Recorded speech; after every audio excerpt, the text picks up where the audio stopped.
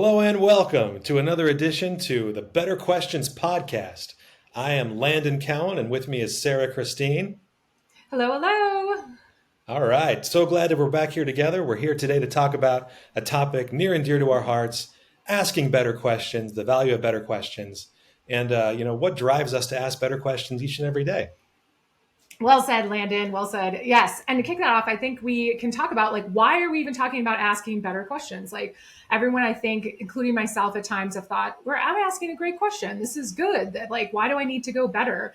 And I think there's, a lot of unpacking when it's called when we say let's ask better questions. I mean, again, our podcast is better questions. And I think for that reason, Landon, Yeah. it's something that comes up a lot. And I think this is something that we get asked a lot. We get asked about how we ask questions, why we get better answers than some leaders do in their own teams. I think there's a lot of barriers that people, go up against when they're asking questions. And I think there's a lot of things to think about and maybe even be alert on when we're doing something like asking questions or, trying to get a little bit more information from a team member. Yeah, absolutely. Yeah, I mean, I know for myself personally, I'm going to make it all about myself like I usually do.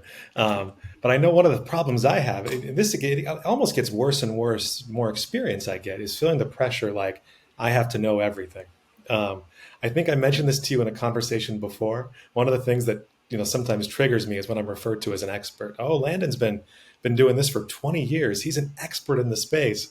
And the second someone says expert, it's like, oh man, the expectation is I know a lot. When really there's so many things I don't know. And so I have to walk myself off that cliff many times of, you don't have to know everything right now. There are the universe is vast and there's things you don't know and you need to ask these questions. But yeah, that's one of the things for me that's a challenge for asking better questions. But yeah, Yeah, that's a great point though, Landon, because I feel like we're onto ourselves. I think that's part of you and I love working with you. It's like we're on our own tricks, people. We can know when, oh, that feels good. Oh, I'm the expert, or oh, yeah, I've gotten the permission to lead this or take this. And then there's some things that start to happen where I have to know, I'm supposed to know. Wait, what if I don't know? And then, there's a lot of that kind of wait. No one really knows.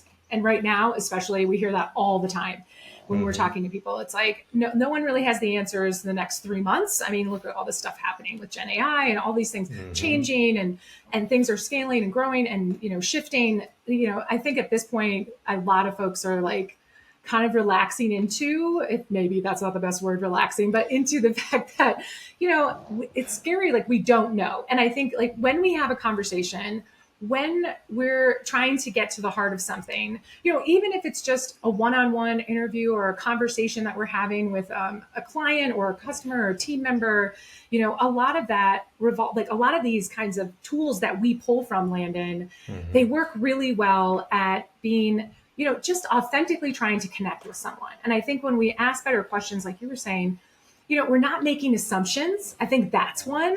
yeah. That's a thing that I used to catch myself on my own tricks of I'd come into the situation thinking I'm open and I'm open-minded and I'm going to hmm listen to this person. But at the same time, I know now looking back, I came in with assumptions, output, the outcome that I wanted, and I wanted it to go a certain way versus being open to just say, hey, I'm going to ask these questions that I maybe don't know the answers to. I don't know, Landon, if that's something that resonates with you.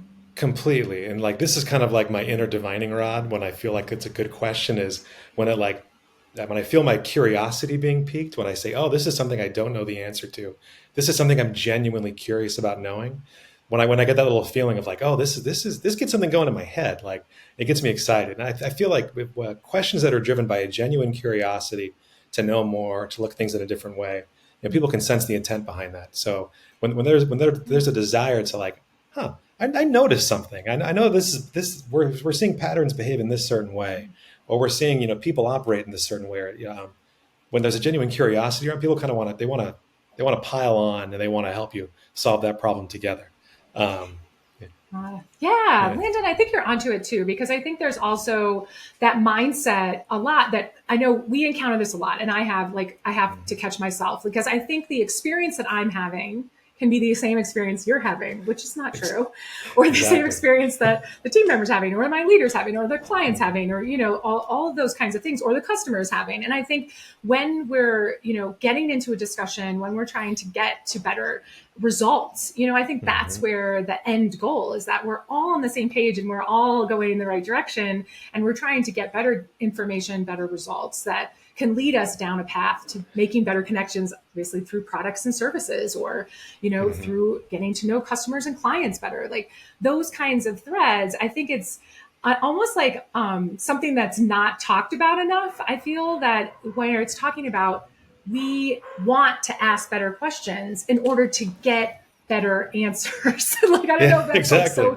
weird, but it's like, and it's like, it's one of those things too, where when we're talking about asking better questions, there's also that kind of alignment of, hey, I want to create a container here that someone feels safe and slightly more vulnerable to speak Mhm. out and speak up. And, I think there's looking for similarities, not the differences. And going into some discussions, I've always been like, me versus them, or this, that. And now, as I've grown into asking questions, like you were saying, and just kind of detaching from, like, really staying open, I feel like I've gone in like, okay, we're similar. We're humans. Everyone has feelings. We may not have the same ones. Everyone has thoughts. We may not have the same ones.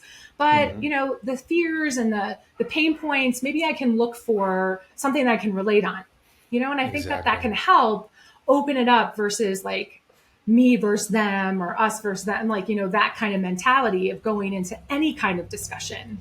Yeah, I'm with you 100%. So, I'm sure you're familiar with, there's a literary construct of the unreliable narrator, where you're reading a book from a certain person's perspective.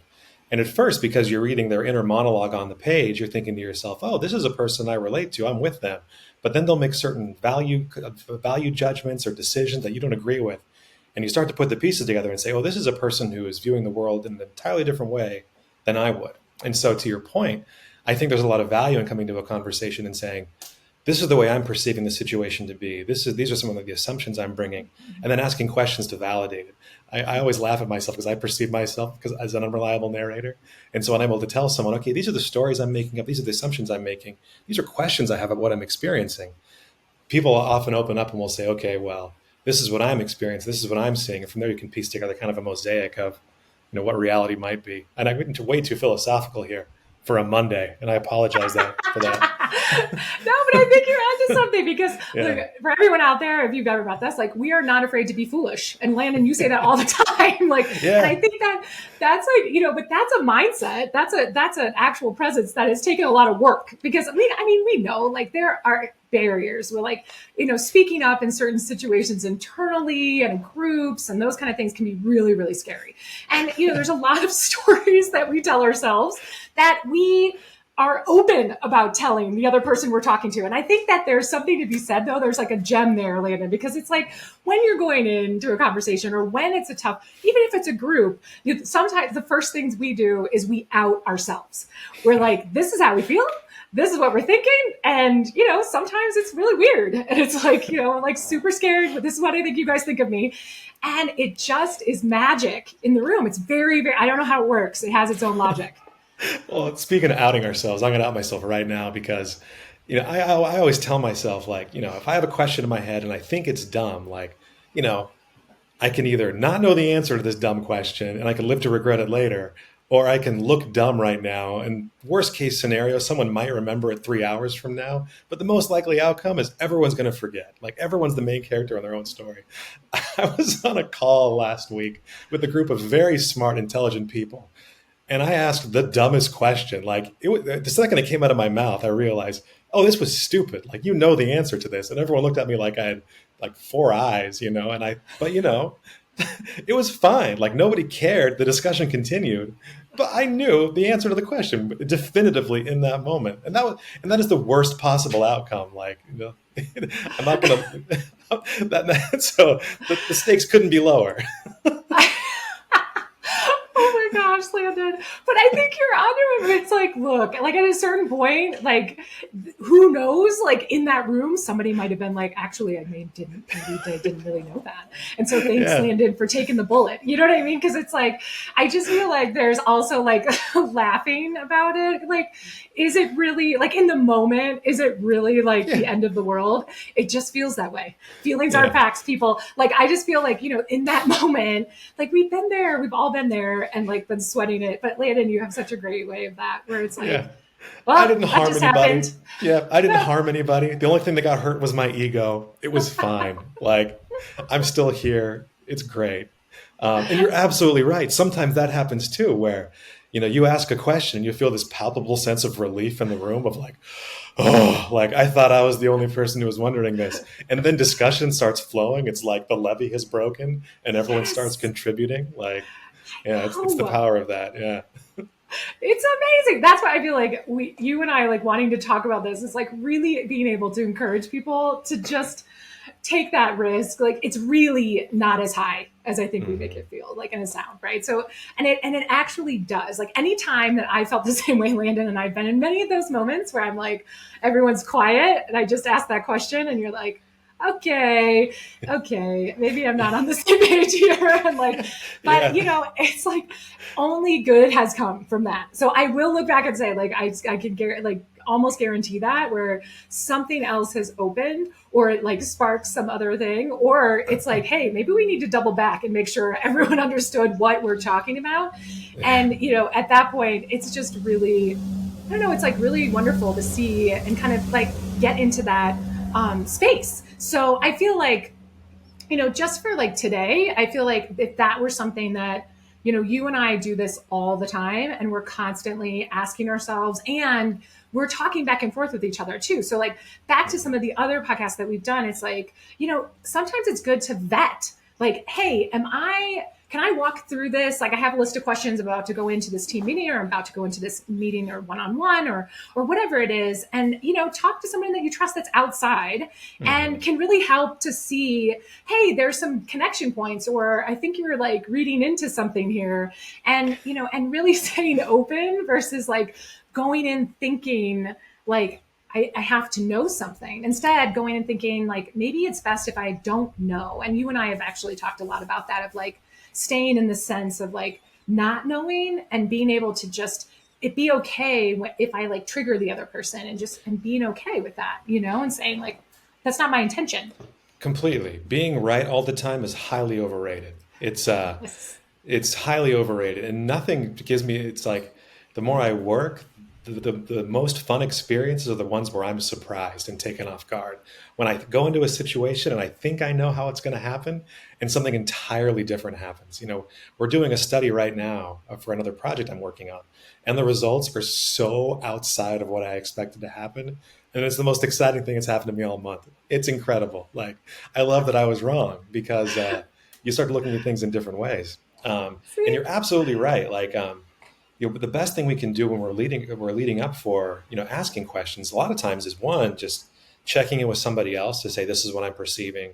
Even these are the questions I'm thinking of asking to get to the heart of the issue. I was consulting with a friend a couple of weeks ago saying this is a problem. This is a project I'm navigating. This is what I'm thinking of doing. And their feedback to me was, you're asking a lot of yes, no questions. And I was like, huh, you're right. Like, if I ask these questions, it'll be like talking to my son after he comes home from school. Like, did you have a good day? Yes. Did you learn anything today? No. Like, did you see your friends? Yes. Yes. It's like I get that kind of transactional information. But so what I was able to do with my friend is I was able to reformulate these questions almost to initiate a conversation. Like, I'm perceiving this in this way. Like, are you perceiving this in the same way as well? And it was a lot more fruitful discussion after checking in with that person. So that was helpful. Oh my gosh, Landon, well Yeah. said. Because isn't that so many times where I'm like, why am I not getting anywhere with this person? Like, why are they not opening up? Oh my god, I Yeah. love it about your kids because like it's true. It's like, wait a minute.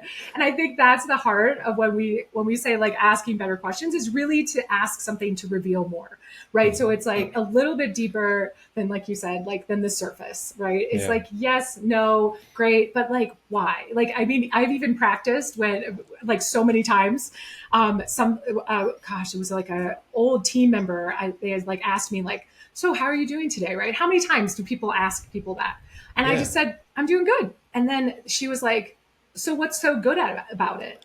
And I was like, oh, what? And it was like, oh. And it ended up being that I wasn't, it was like a, just on, on motion because I actually wasn't having that great of a day. And so Yeah. when I got to unpack it, I was like, oh my God, but that moment, I was like, wow, that turned everything. So I have done that. I've done that so many times. And I'm Hmm. like, oh, what was good about it? And it's just that wake up call. But I think that's where we're going with it. That's where, like, when people say, like, how did you get that information from somebody? How did you get these quotes when you're interviewing somebody? It's like, oh, because that's that openness of curiosity, like you said, Landon, I think is number one, like being curious. I mean, maybe like number one is like just it's okay to be foolish. It's okay to Hmm. look dumb. Number two Yeah. is we're just being curious, and it's okay to be wrong. And I think that, Yeah. like you said, I love that. It's like we're not looking to be right. We really want to be in relationship, even if it's with a stranger. Like a lot of folks out there that we work with talk to customers. They get out there. They may not talk to that person ever again, but it's like, well, then how do you connect with them in this moment? It doesn't have to Exactly. be so epic, Hmm. and it can be something as simple as just asking, like, just going a little further and getting a little bit more personal. Yeah, exactly. Yeah. Um, just shifting gears a little bit about the topic of questions. So, something else I learned when I was a little kid. So, my mom did this really well with me. So, like, I was a highly emotional young man, and sometimes I would get wound up in whatever situation or circumstance I was in. And she did a really good job of asking me questions that would take me out of whatever feeling I was in and get me to see like the broader picture of my environment. So, one night I was upset, and she was like, "Man, I wonder what it would look like if a goat joined the army." Just something absurd. And I was like, a goat in the army? And it spun up this image in my head of like, a regiment of goats, carrying bayonets and marching down this thing. And it was so absurd to me. It's like the image is still one of the funniest things in my head. And it's a tact I use all the time. So Oh, that's about cool. a couple years ago, I was working with a colleague. We were talking outside. And we were talking through some problems they were having. And it was an emotional conversation. And we were on this patio. We looked downstairs, and there was this group of people down there on their cell phones, all talking. And in the middle of it, I said, "What are these people even doing? Like, are they like some kind of phone bank down there? Who are they calling? Some kind of Ponzi scheme?" And it was so outside of the moment that we both just started laughing and coming up with brainstorming scenarios of what they could possibly be doing.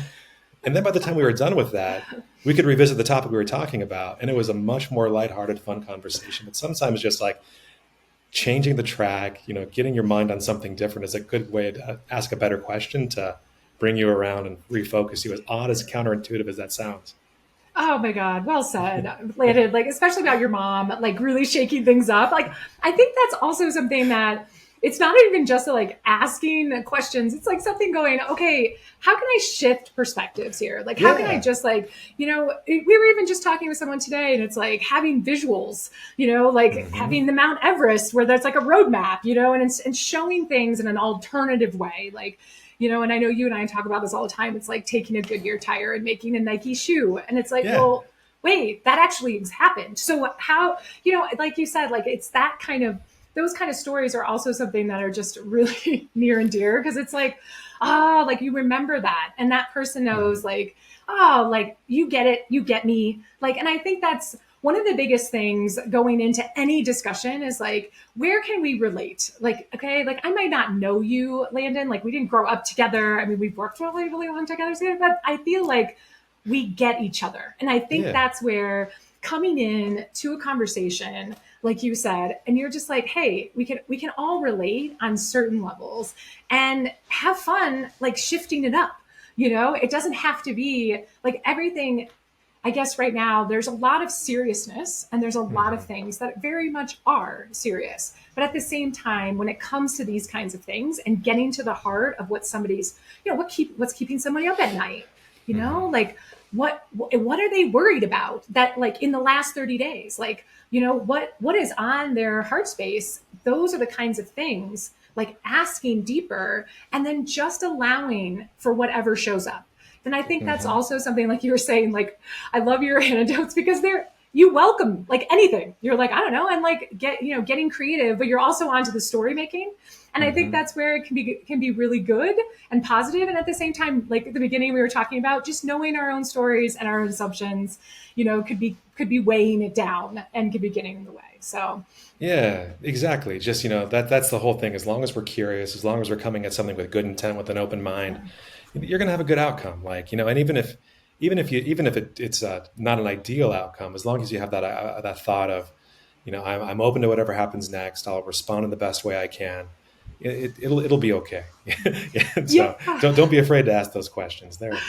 Exactly. And like, Mhm. I mean, honestly, Landon, like, let's wrap it up because I feel like this is so good. Like, we've gotten to those points where like it's okay. Like, I mean, if you look foolish, like you can come back to us. Like we look foolish all the time, so you're not alone. I did And this morning exactly. twice. I know it's, oh my God, it's so true.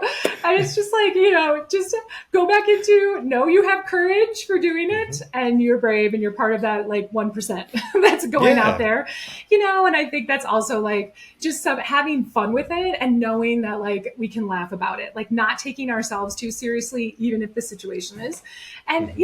and it's like you said, like really being an open mind, getting onto our tricks, like am I making assumptions, check in with other people before you go in, and check, you can even check in with us, like what kind of questions you're asking. Like a lot of folks we know are going through just like ourselves, it's really tough out there, and so where we want to go deeper can be also very scary because it's completely unknown, right? Because we're not going to ask questions that we know the answers to, which means Hmm. like we don't know what's coming. So I think that can be so scary. But in fact, it's like you said, that Landon earlier with your just absolutely recent stories. Like I know I have a few too, but it's like, it can be so rewarding.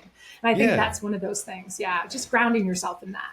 Exactly. Yeah. And if there's any tips that the folks out there have for, how they approach questions, how you approach, tough conversations, questions, let us know. We're always looking to improve and do better. And it's a conversation that we love having. Yeah. Yeah. Absolutely. Thank you guys for listening. And honestly, Landon, thank you so much. This is always such a pleasure. Highlight of my day, as always. Thank you, Sarah. Thank you, everyone. Uh, Yeah. We'll be Sending good talking soon. thoughts.